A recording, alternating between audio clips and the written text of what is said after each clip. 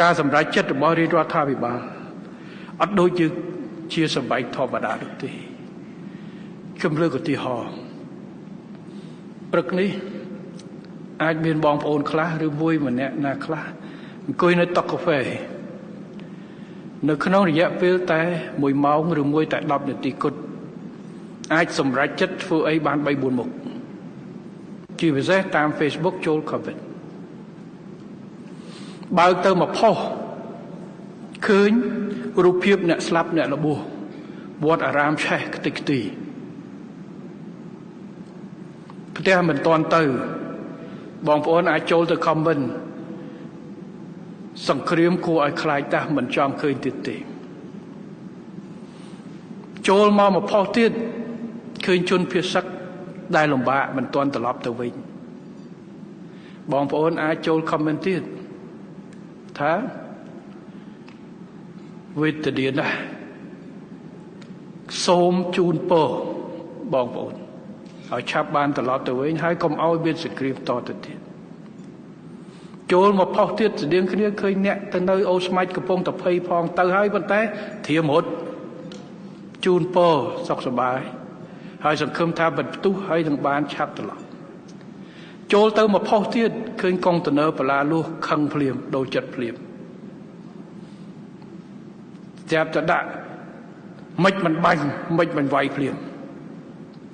អញ្ចឹងនៅក្នុងរយៈពេល10នាទីបងប្អូនអាចបញ្ចេញមតិអាចបញ្ចេញអារម្មណ៍4មុខខុសគ្នាហើយ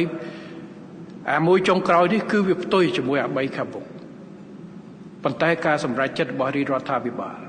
ព្រោះមានសំណួរថាម៉េចបានរដ្ឋាភិបាលធ្វើអញ្ចេះម៉េចក៏មិនធ្វើទេមិនចេះឡើងខ្ញុំមិនសុំរំលេចហើយបញ្យលលំអិតទេនៅពេលនេះនៅពេលមានឱកាសសមស្របនៅពេលមុខពេលស្ថានភាពវាចប់យើងនឹងបញ្យលប៉ុន្តែក្នុងឱកាសពេលនេះខ្ញុំគ្រាន់តែសូមបញ្ជាក់ជូនបងប្អូនប្រជាពលរដ្ឋឲ្យបានជ្រាបថារាល់ការសម្រេចចិត្តរបស់រាជរដ្ឋាភិបាល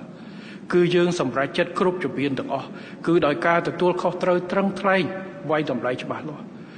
នៅក្នុងមុខព្រួយដែលត្រូវគិតគូរទាំងទឹកដីទាំងប្រជាពលរដ្ឋរបស់យើងទាំងកងកម្លាំងរបស់យើងក្នុងពេលតែមួយយើងអាចសម្រេចចិត្តជ្រើសរើសជំរើសតែមួយគត់អត់អាចមានជំរើសដូចអ្នកចូល comment ដែលថាតាមអារម្មណ៍ហើយក៏អត់ខុសទេ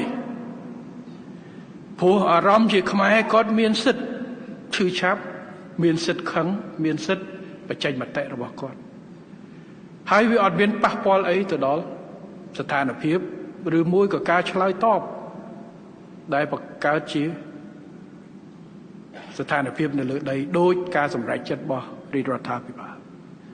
ប៉ុន្តែខ្ញុំគ្រាន់តែចង់បញ្ជាក់ថាការសម្រេចចិត្តរបស់រាជរដ្ឋាភិបាលគ្រប់ជំហានទាំងអស់